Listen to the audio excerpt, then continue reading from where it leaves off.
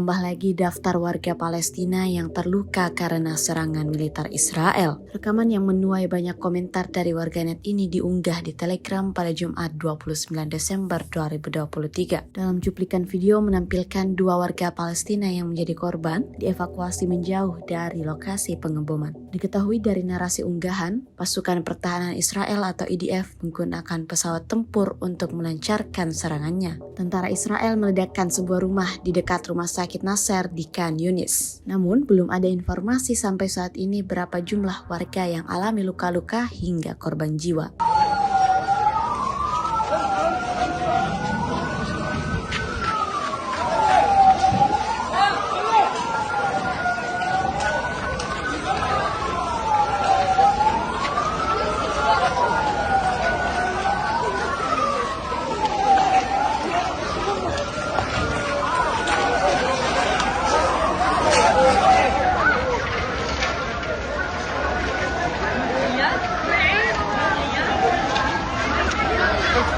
خلف الناس كل شوف